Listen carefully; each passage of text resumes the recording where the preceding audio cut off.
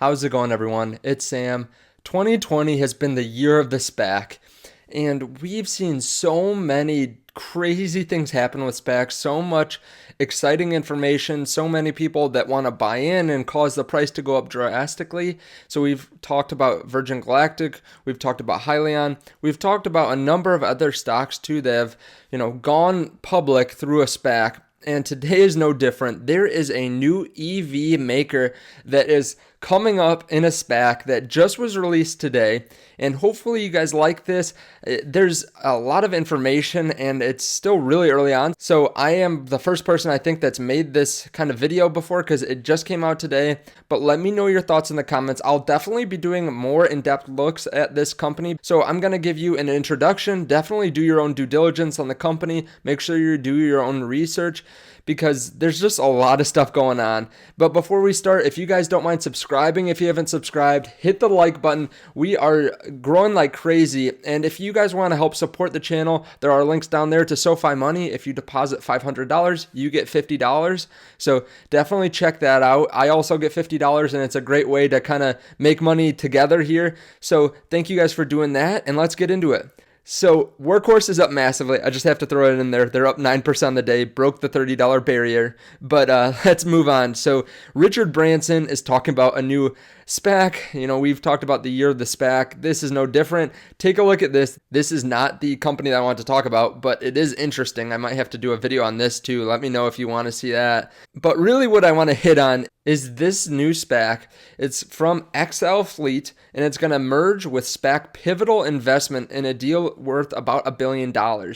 So they are going to pay about $300 million in cash to value the company at about $1 to $1.1 billion. And you can see that this company is up pretty massively on the day. So it went up 14%.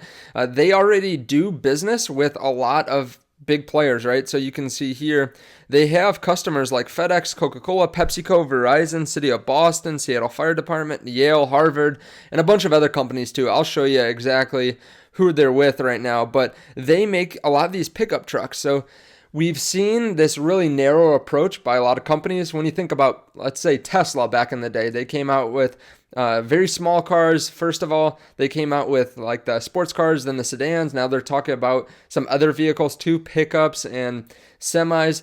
And we have companies like Hyliion who are coming out with semis. We have other companies like Nikola that are really semis and then talk about ATVs. We have Workhorse coming out with just delivery vehicles at first.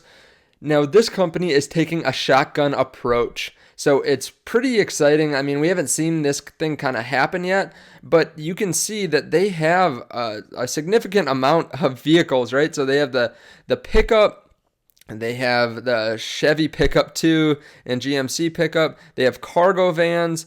They have these kinds of buses. They have delivery vehicles.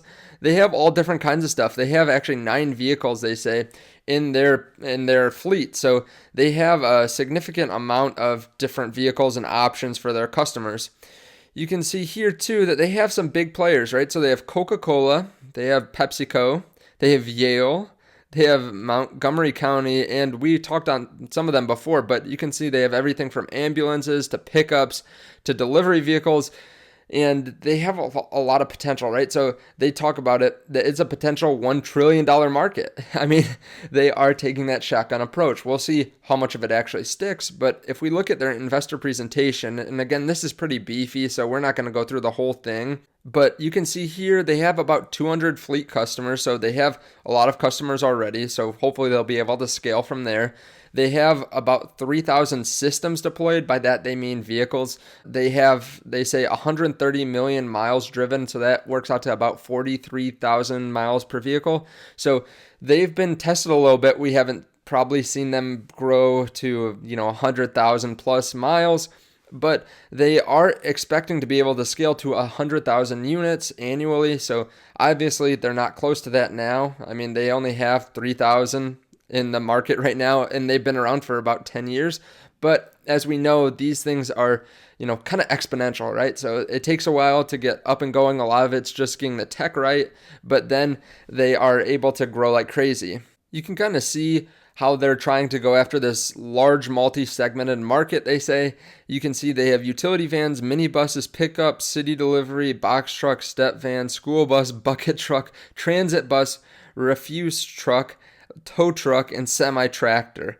So, I mean, like we said, they are trying to do everything here. They compare themselves to Hyliion, Workhorse, Nikola, Lordstown, and talk about the projected cumulative units sold.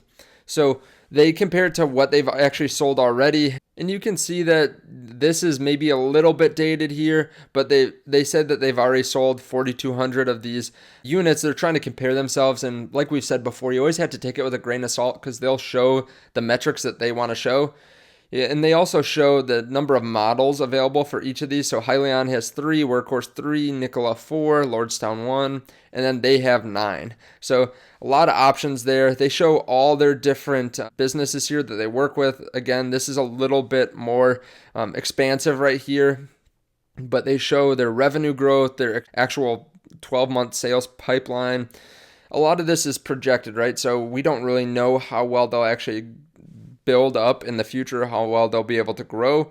But then they show their different products. So they have the hybrid, which is just a vehicle that's a little bit improved, 25% or so better miles per gallon. They have this plug-in that's a hybrid system that is really 50% saving, so it's more of an electric vehicle. And then they have the zero emissions offering that they have. You can see here they already have some of these available. So the XL plug-in, which is like the 50/50, more electric than the XL hybrid, they already have in the F-150 and the F-250. The hybrids they have pretty much all across the board except for these trucks here. And then the electric they're still working on, they're still developing. I mean, obviously that's the most difficult to be able to create and create well. You can take a look. They have different information on some of their other trucks. They also give kind of their pipeline or their expected amount of sales here from 2020 all the way up to 2024. They're talking about pretty much doubling each year. So I think they could definitely do that if they have good vehicles. And then we get the financials. So they are actually showing what they made in 2019. Revenue, $7 million. Percent growth they don't show, but they're expected to make about 21 million in 2020. So that's about a 200% growth. So pretty much tripling.